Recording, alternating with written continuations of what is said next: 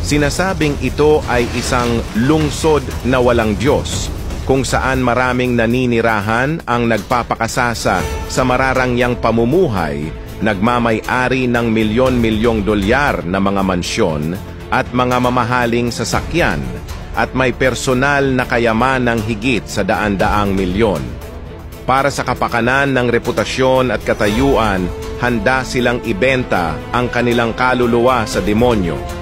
Hindi sila sumasamba sa Diyos at ang ilan ay lantaran pang kinukutya siya. Pagkalipas lamang ng 48 oras pagkatapos ng kanilang pangungutya, nagkaroon ng wildfire sa lungsod. Hindi lang isang wildfire, kundi 6 na sunod-sunod na sunog. Ang kayamanan, mansyon at mga mamahaling sasakyan ay naging abumagdamag na parang eksena ng katapusan ng mundo.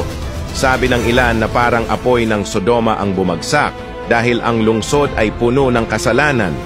Inilarawan naman ito ng iba na parang impyerno sa lupa, ngunit hindi tulad ng sa impyerno, may pagkakataong pang makatakas.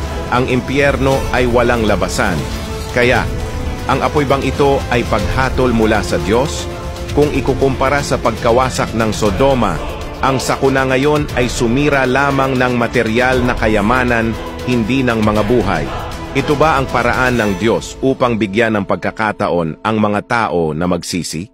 Bago lamunin ng apoy ang Sodoma, nagpadala ang Diyos ng mga mensahero sa lungsod.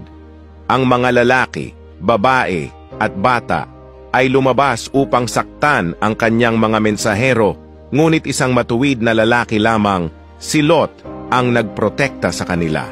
Ang kanyang mabubuting gawa ang nagligtas sa kanya, samantalang ang iba ay namatay sa asupre at apoy dahil sa kanilang paglaban sa Diyos. Ang sunog ngayon ay isang paalala. May kaparusahan ang pagsalungat sa Diyos. Kung hindi tayo magsisisi at hindi tayo maituturing na matuwid tulad ni Lot, haharap tayo sa ganap na pagkawasak tulad ng Sodoma.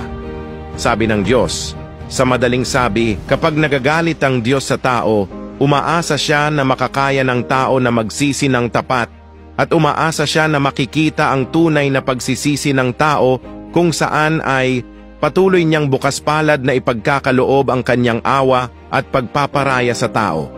Ibig sabihin nito na ang masamang pag-uugali ng tao ang nagdudulot ng puot ng Diyos, samantalang ang awa at pagpaparaya ng Diyos ay ipagkakaloob sa mga nakikinig sa Diyos at tunay na nagsisisi sa harap niya, sa mga makatatalikod sa kanilang masasamang gawi at maiiwan ang karahasan sa kanilang mga kamay.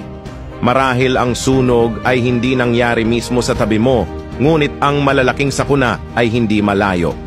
Maaaring hindi mo iniinsulto o sinasalungat ang Diyos, ngunit posibleng unti-unti kang nalalayo sa Kanya dahil sa tukso ng pera, sa makamundong kasiyahan o sa sobrang pagiging abala. Kaya't kailangan nating lahat na magsisi. Ngayon, isang lungsod pa lamang ang nasusunog, ngunit sa huli ang buong tiwaling mundo ay haharap sa pagkawasak. Ito na ang huling pagkakataon natin upang magsisi. Nais ng Diyos na makita ang lahat na magsisi. Ayaw niyang masunog muli ang mga tao sa apoy, ni ayaw niyang may mapunta sa walang hanggang apoy ng impyerno. Mga kaibigan, tayo ay tumugon sa tawag ng Diyos, talikuran ng kasalanan, at lumapit sa Kanya na may pagsisisi. Kung ikaw ay handa, Amen.